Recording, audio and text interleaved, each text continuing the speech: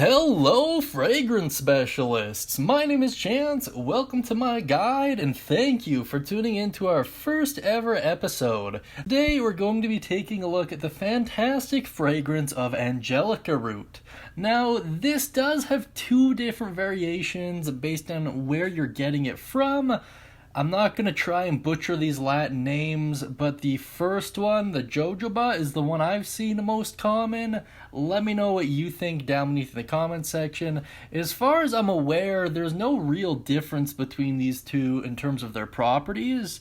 Most people I've talked to weren't even aware there was more than one variation, so I don't know. If you have any experience dealing with both in terms of a side-by-side comparison, please let me know what your results were down beneath in the comment sections. And as a quick disclaimer going into this video, I'm not a doctor, I have no form of medical license. All I can do is just report basic information from what a lot of my other colleagues have found in the past. That being said, please consult your doctor before using any of these essential oils to any capacity. That being said, let's dive right into the profile of Angelica Root. The scent is most commonly described as fresh, peppery, woody, and herbaceous. This is a pretty common scent description from most roots, but Angelica Root, in my opinion, smells particularly nice, even on its own.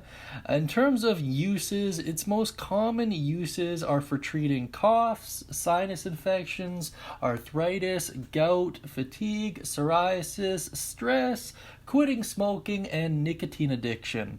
The smoking part of that is by far the most common use I've seen for this in most households. That being said, if you know of any uses that aren't actually listed here, please put them down beneath in the comment section. I really do appreciate it. The main method of extraction for Angelica Root is the steam distilled process. We will be getting into this a little bit more later on. It is honestly worth doing a whole video on. Basically, what steam distillation is, if you're not too familiar, is where water is added to whatever you're trying to distill, and then the temperature is brought up to the point of decomposition, and then in doing so, the water vapor that's created has the distilled oil, and then it's kind of siphoned off. At least that's my understanding of it. Most people have explained it to me that way, so pretty safe to go with. It is honestly worth a whole video on its own, so I'm not going to dwell on it too much. In terms of what Angelica Root blends with, Clary Sage, Patchouli, citrus, and woodsy oils like Cedarwood and Juniper are all very common. I particularly like using citrus oils with Angelica Root in my experience. I don't know, I just really like the sweeter smells, I guess. We will, of course, be covering all of these essential oils at a later date. And a quick note is Angelica Root is phototoxic. What does that mean? Phototoxic oils are where they can react volatilely with sunlight. So in high concentrations, if you put this on your skin, go out and walk around, it will react negatively, possibly leading to blistering. The best way around this is to make sure everything is appropriately diluted.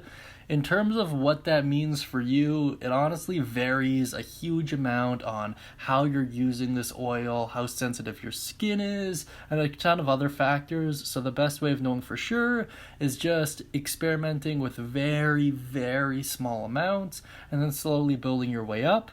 We will be having a video all about dilution in a later segment, so just stay tuned for that. Like and subscribe if you're interested, but just bear in mind, make sure if you're going to be messing around with this stuff that you're being incredibly cautious.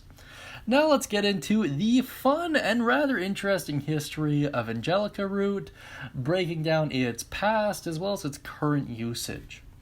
So since the 10th century, Angelica was cultivated as a vegetable and a medicinal plant. Angelica is widely considered to be a shamanic medicine, especially among the Sami or Laplanders.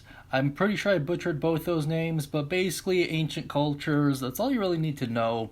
And I really do think that that is a great sign. It's always nice to know that this stuff has been used for centuries upon centuries before the modern day. Really lends an air of credibility to it.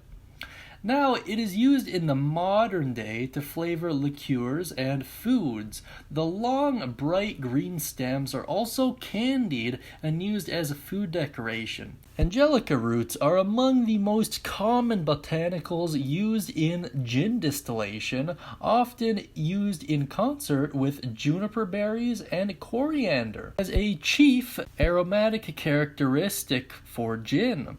The hollow stems of Angelica may be eaten. The stems are picked clean of their leaves, crystallized in sugar syrup, and colored green as cake decorations or as candy.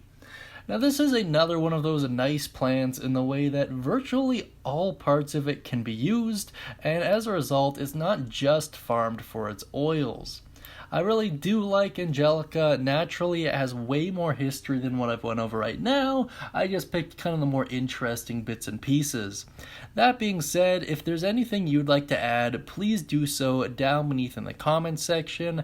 And once again, to reiterate, I am not a doctor, I am not a licensed physician in any way, shape, or form, and these videos are just meant to be taken as instructional and educational to those of us who are interested.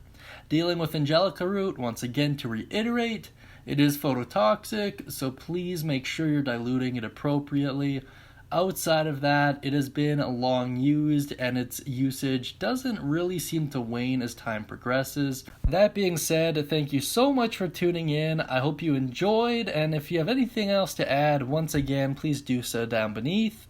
I hope you all have a great day, and as always, may all of your future endeavors smell divine.